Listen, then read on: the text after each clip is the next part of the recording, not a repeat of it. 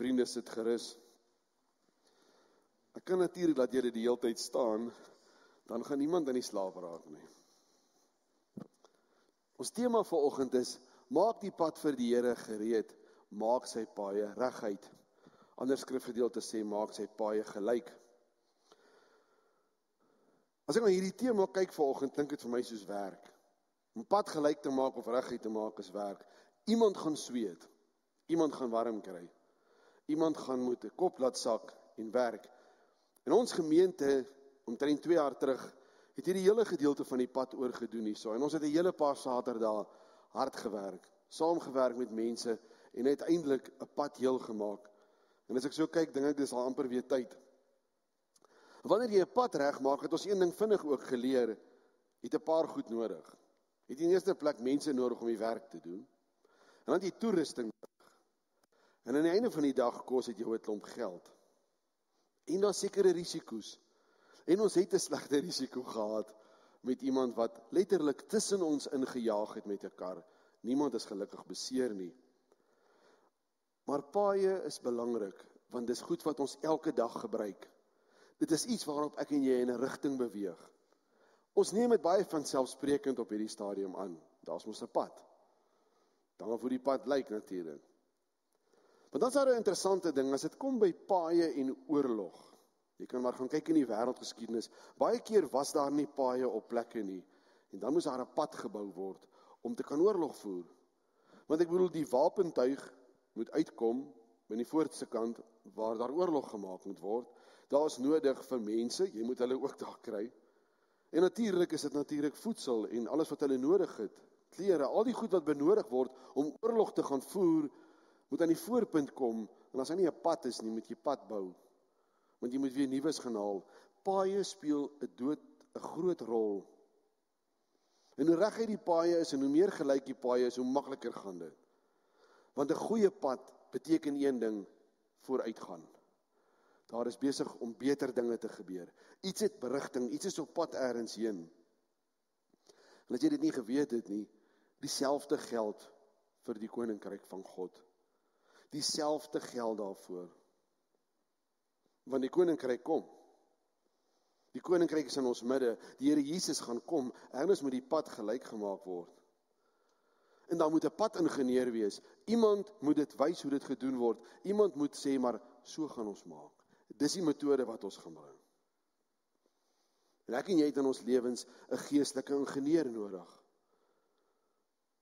In die woord van die Here was daar 'n wonderlike padbouer. Dit is 'n beeldspraak padbouer, Johannes die Doper. Want Johannes die Doper het 'n sekere werk gehad. En in al 4 evangelies word presies hier dieselfde gedeelte met ons gedeel, met presies dieselfde sinnetjie. En die sinnetjie wat vanoggend se tema is, staan net so in die woord van die Here. Ek gaan vanoggend met jou die Markus 1 deel, om 'n spesifieke rede, en dan gaan ons 'n bietjie kyk nou, waaroor gaan hierdie hele pad besigheid waarvan daar gepraat word.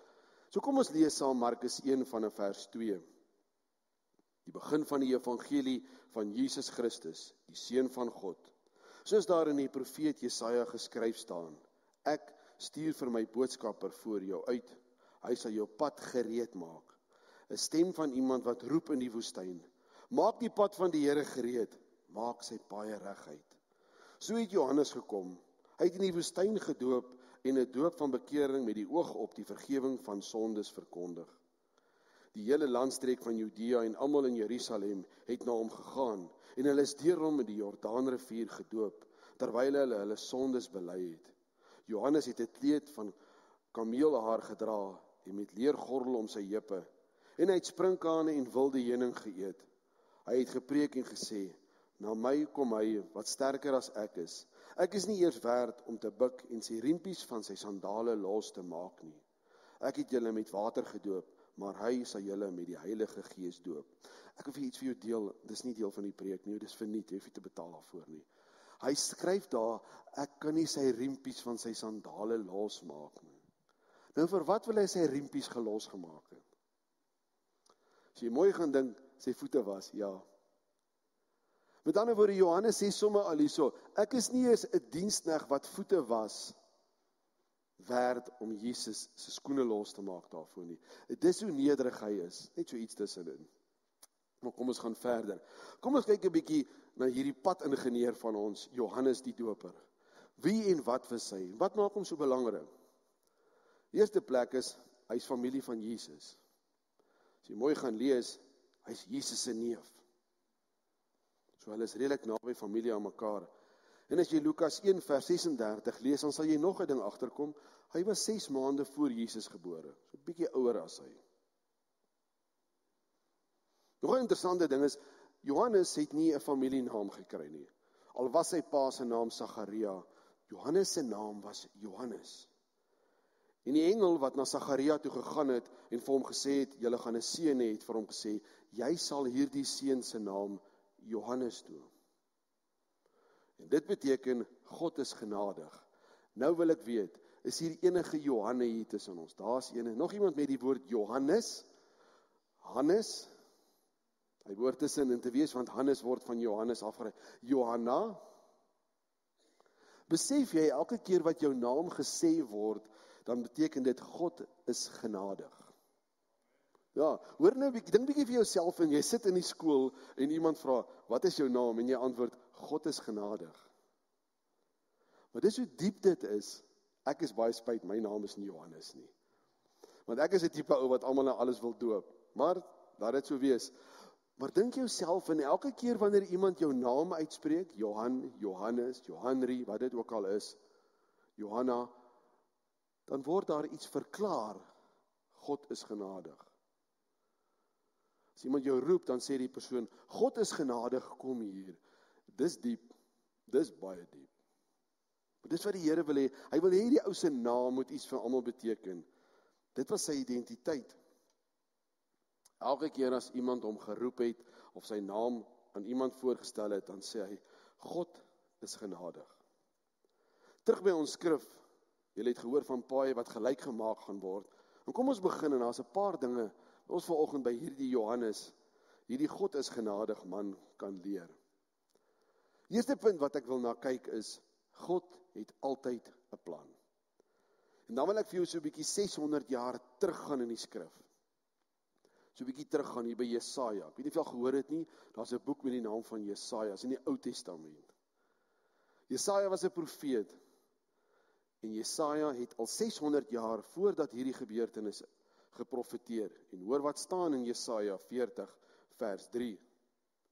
'n stem roep, maak in die woestyn die pad van die Here gereed, maak in die Araba 'n groot pad vir ons God gelyk.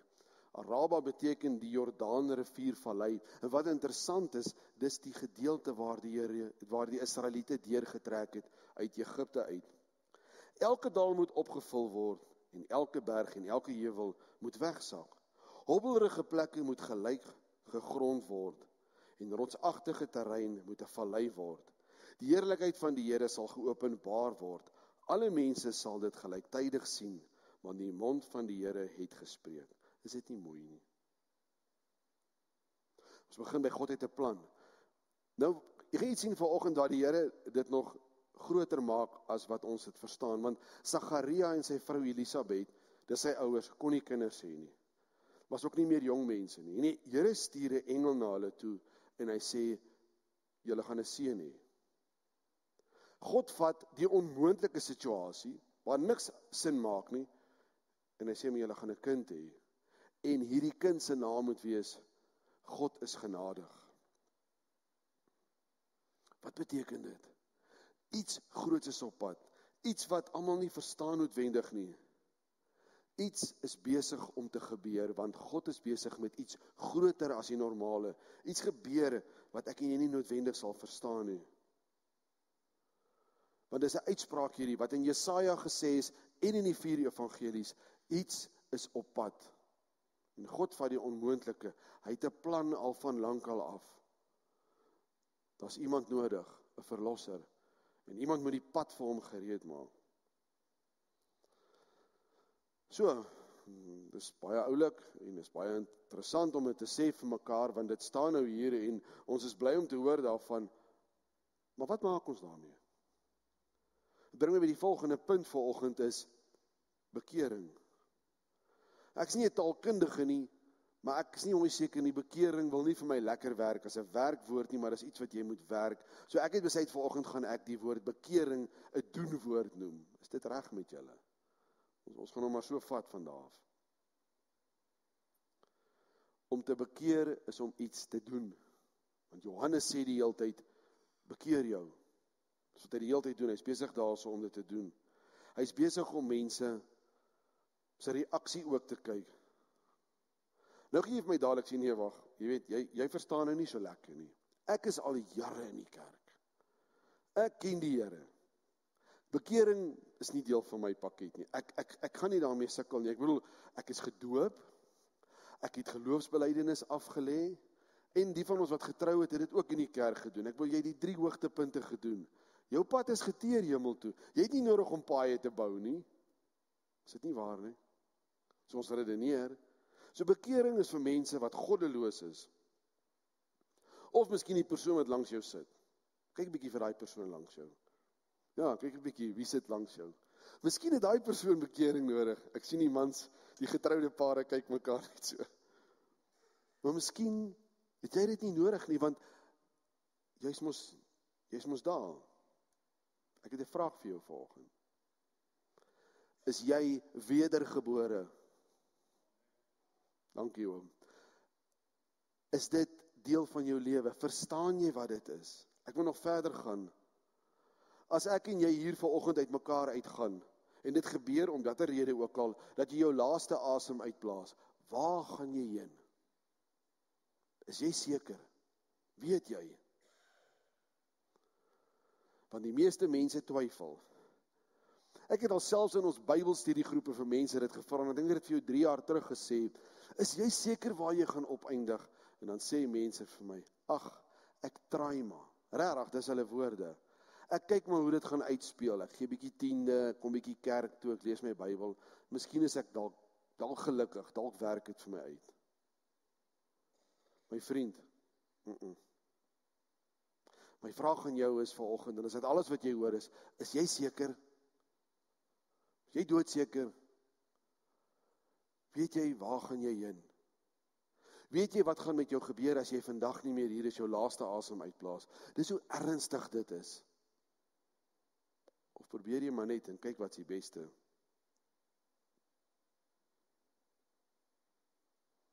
Jesus maak dit baie duidelik in Johannes 3, toe hy met Nicodemus praat, dat daar net een manier is om wedergeboorte te kan kry, en dit is deur gees en deur water. En bekering is nie 'n ding wat een keer gebeur en dis reg nie. Ja, daar's 'n groot bekering as mense, soos Paulus wat moes omgedraai het, maar ek en jy het nog elke dag dinge wat aanhou, en ek en jy moet konstant terugdraai na God toe. Daar is 'n stelling wat mense maak, once saved, always saved. As dit so maklik maar was, om te gesê het, ek ken die Here, alles is reg vir my, ek hoef oor niks verder te bekommer nie. Nee. Ek en jy moet terugkeer, elke keer na God, op watter plek ons is. 1 Johannes 1 vers 9 sê baie duidelik, as ons sonde bely, is hy getrou en regverdig, en hy sal ons sonde vergewe. En ons reinig van alle ongeregtigheid. So wat is die situasie hier? Maak die pad gelyk vir die ene wat sonde vergewe, want ek en jy het dit nodig. Ons kan nie daar sonder nie. Ons het sondevergifnis nodig. Ons het nodig om tot bekering te kom, terug te draai na God, soveel keer in ons lewe. Sê, Here, maar hier is ek het gefouteer, terug te draai tot by God. Dis een van die skermdinge wat Johannes hierso vir ons duidelik maak. Die tweede ding wat Johannes doen, wat ek verder vir jou wil vat, is, Jesus is eerste. Want op 'n stadium in sy bediening, en die Here Jesus het begin met sy bediening, en Jesus het begin preek, maar Johannes het aangegaan, het mense begin oorloop van Johannes af na Jesus toe. So as Johannes, dis nie die waarheid nie, maar as Johannes nou 'n kerk begin het, dan van sy kerklidmate nou geloop nou na die ander kerk toe, na Jesus toe. En ek bedoel, uit 'n menslike oogpunt sou ek en jy dan nou begin voel het, maar dis nie reg nie. Of die ander redenasie, en selfs die disippels het na hom toe gekom en gesê, maar kyk wat gebeur, die disippels wat Johannes by mekaar begin maak het, is besig om weg te loop. Hulle loop die hele tyd na Jesus toe. Hulle luister nie meer vir Johannes nie. Maar Johannes het besef, wat Dis die primêre doel hoekom hy gekom het. Hy's 'n padbouer. Hy's daar om die pad gelyk te maak vir Jesus. Dit gaan nie oor homself nie. Dit gaan net oor Jesus. Want in vers 7, soos ek gesê het, wil hy nie eers sy skoene vasmaak nie. Hy besef. Johannes ken sy plek. Hy weet presies waarvoor hy geroep is en wat hy moet doen. Hy het gedoen wat die Here van hom verwag. Hy was nederig. God was eerste. Maak nie saak of sy bediening kleiner of groter geword het. Dit maak nie saak nie. Dis wat die Here van Johannes verwag het. Nou wil ek jou vra, wat dink jy wat verwag die Here van ons? Kerkbywoning, ek bedoel hier sit ons vanoggend, Bybel lees en bid, is nog 'n baie mooi ene. Dis baie waar, ons kan al hierdie goeders doen.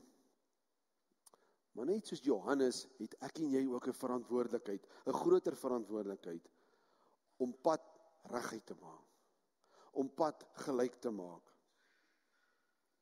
Ek weet nie of jy dit weet nie, maar om in die kerk te wees, of deel van die koninkryk te wees en in die Here te glo, is toe nie 'n plesierboot nie. Dis 'n oorlogskip. Op 'n plesierboot sit jy rond en doen niks nie. In 'n oorlogskip is jy besig. 2 Timoteus 4 vers 2 sê dit so mooi. Preek die woord van die Here tydig en ontydig. Ek het 'n storie gehoor van iemand wat sy pa regtig ernstig was oor die Here. En hy sê hy het baie keer so skaam gekry, want sy pa sal by 'n petroljoggie staan en hom eers te vra, ken hy die Here? Hy het vrede met die petrol wat ingegooi is. Hy moet eers hierdie gesprek voer met hierdie ou, of dit nou tydig is of ontydig. Hierdie ou moet hoor van die Here. Daar moet 'n gesprek wees. Dis wat Paulus vir ons sê. Efesiërs 5 vers 16 sê ook, koop die tyd uit. Daar's nie baie tyd nie. Die geleenthede is min. Maar wanneer ek en jy kla, is ons monde groot. En wanneer ek en jy die woord van die Here net met iemand moet deel, dan sukkel ons daarmee. Want ons is te bang. Ons is regtig te bang. Ek wil Johannes was ook sekerlik bang, want die Fariseërs en die Sadduseërs het die lewe vir moeilik gemaak. Want hulle het vir hom dit moeilik gemaak, sodat hy aan die einde van die dag gesukkel het met sy bediening. Maar daar's nog 'n punt van Johannes. Hy het gestaan vir wat reg is. Hy was nie bang om te sê hoe 'n ding is nie. Hy was nie bang om terug te praat nie. As jy verder in die ander evangelies hierdie stukkie lees, gaan jy sien dat, soos wat dit aangegaan het, het die Sadduseërs en die Fariseërs by hom 'n draai gemaak, om te kom kyk wat doen hy uit nuuskierigheid. Ek bedoel, hulle was ons die kerk van daai tyd. Hulle moet kyk wat maak hierdie man. En hy praat reguit met hulle, en hy sê vir hulle, julle is 'n addergeslag. Hy sê vir hulle reguit wie en wat is hulle. Hy is nie skaam nie. Want hy weet wat is die waarheid. Hy is nie bang nie. Ek bedoel, Johannes het toch bestaan op wat reg is. En hy was net 2 jaar in sy bediening. Toe word hy in hegtenis geneem deur Herodes. Omdat Herodes met die verkeerde vrou getrou het, het hy hom op sy plek gesit en hom gesê, dit wat jy doen is verkeerd in die oë van die Here. Uiteindelik is Johannes se kop afgekap. Omdat hy gestaan het op wat reg is. Omdat hy nie bang was om te sê nie. Het hy gedoen wat reg is, want as hy die pad wil voorberei vir die Here Jesus, wat hom volg, vir die koninkryk wat moet groei, dan moet hy die dinge reg doen. Daar's nie ja maar nie. Daar's nie, kom ons probeer iets, of kom ons sê iets nie, want nou maak ons die mense in die vertrek seer. Dis wat baie keer gebeur. Dit het sy lewe gekos. Staan ons nog vir wat reg is? Is ons nog ernstig oor wat daar staan, oor wat presies aangaan om ons? Sal ons maar liewer niemand se gevoelens seermaak nie? En ek gaan 'n paar goed reguit nou sê, en ek kan in groot moeilikheid kom hieroor. Ek gaan staan vir wat reg is. Maar op hierdie oomblik, dit was nie my plan nie, maar dit het deurgekom my preekvoorbereiding, op hierdie oomblik in die NG Kerk, en hoor my mooi, by monde van die algemene synode en die teologiese kweekskole is die verkeerde goed om te gebeur. Die teologie is nie reg nie. Die goed wat die predikante leer is nie reg nie. En ek sê nou 'n gevaarlike ding vir myself. Want op hierdie stadium van die wedstryd is daar 'n heksejagtery agter ons predikante.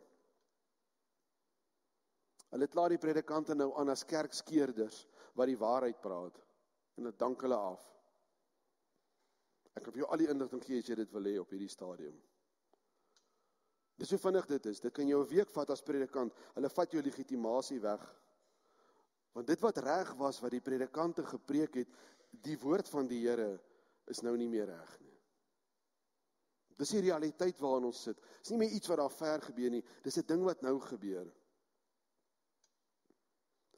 En dan is daar 'n nuwe woord wat deur die algemene synode, en hoor my mooi, dis nie die NG Kerke nie, want ons het dierbare, wonderlike broeders en suster gemeentes om ons, wat op die waarheid is. Ek praat by monde van die algemene synode en ons teologiese skole. En ek weet, ek is op kamera. Maar dis wat op hierdie stadium gebeur, en die nuwe woord wat nou gebruik is, ons is nou in die ruimhuis van die kerk. So, dis plek vir almal. Almal is daar, almal is welkom, ons vat hande met almal en ons gaan vorentoe. Daarom het ek besluit om vanoggend te staan op wat reg is. En dit te deel met ons gemeente. Laat hulle weet wat aangaan. Ja, dit kan moeilikheid veroorsaak. Ek wil vir jou 'n advertensie wys en ek gaan hom vir jou lees, wat ek ontvang het van die Bloemfonteinse teologiese skool. Hy is toe nou 'n bietjie kleiner as wat ek gedink het. Ek gaan vir jou lees wat daar sal staan. The Faculty of Theology and Religion at the University of the Free State proudly presents the first ever Ancestor Day academic conference and celebrations, honoring the invaluable contributions of our ancestors to the democracy and the leadership. This event aligns with the prospered Ancestor Day on 8 May on the advocates for, ja maar ek kan nie mooi sien wat hier staan nie, wacht, daar sê, het ek kom. For its recognition as an official national holiday, engaging discussions on African spirituality, imperialism, cultural hegemony, chief tendency, Afro leadership and more, experiencing the riches of tradition and through music, dance and poetry as the honoring of our ancestors. Dis wat die teologiese skool aanbied, waar die predikante opgelei word. So die dominees vier nou Voorvadergees daar. Ek sê dit soos dit is. My kop gaan dalk ook waai. Dis wat aan die gang is op die oomblik. My bloed kook as ek hierdie goed sien. As jy wil, sal ek die advertensie vir jou aanstuur. Ek sal hom op die kerk se groep ook sit. Ek weet ek's bietjie van die punt af, maar ek word warm om die kraag as ek hierdie goed sien.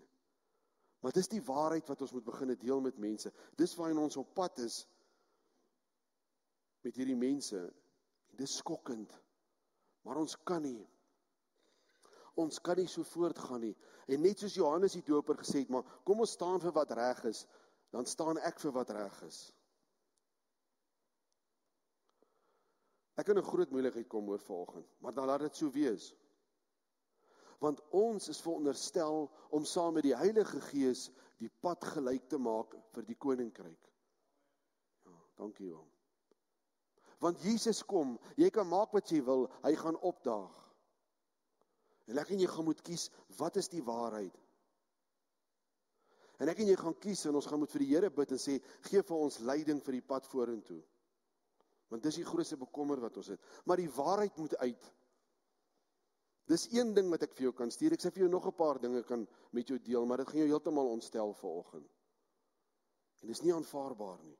Dis nie hoe dit werk nie. Want daar is nie plek vir 'n ruimhuis in die woord van God nie. Ek staan op hierdie woord. Dis waaroor alles gaan. En wat God sê is die waarheid. Jy moet jouself indink, Johannes het nie eers 'n Bybel gehad nie. Hy het net die openbaring van die Here Jesus Christus gehad, wat die Gees aan hom geopenbaar het. En hy het dit gespreek, en ek en jy sit hiermee. Alles is vir ons in een boek in jou hand. En dit is tyd dat die waarheid moet uit.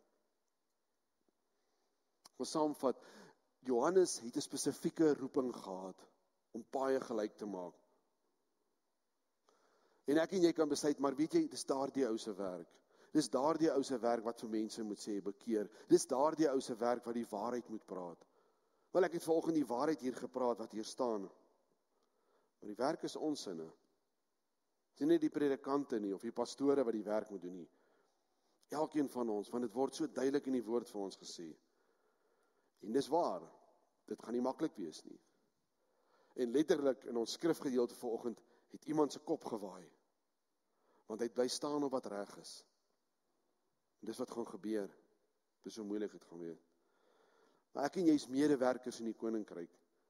En dis tyd dat ons saam beginne werk, klippe uit die pad uitrol, hobbelrige gedeeltes gelyk te maak, leë gedeeltes op te vul. Want saam met ons is daar soveel mense wat nodig het om by die Here uit te kom. Want die koninkryk van die Here Jesus is nou. Hy is tussen ons. Ons kan nie meer wag nie. Die pad moet gereed gemaak word. Amen. Kom ons bid saam. Here, ons kom met 'n groot erns vanoggend voor U, en dan bid ons U, dat U met ons sal wees. Dan bid ons die Here dat U ons sal veilig hou, dat U vir ons die rigting sal aanwys, die klippe sal help uit die pad uitrol, en soos Johannes die pad gereed sal maak. Here, waar mense nodig het om die woord en die waarheid te hoor, dat ons dit sal sê oor en oor, dat ons sal besef, maar dit gaan oor die waarheid, die enige ware God.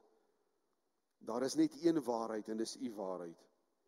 Ons wil U bid, Here, waar daar teen kerke opgetree word, 'n heksejaggery is, wil ek U vra, Here, dat U hulle sal beskerm, dat U van ons mense sal naby U sal aantrek, dat U hulle sal die pad wys wat hulle ook moet loop, dat ons uiteindelik in rustigheid by U voete kan sit.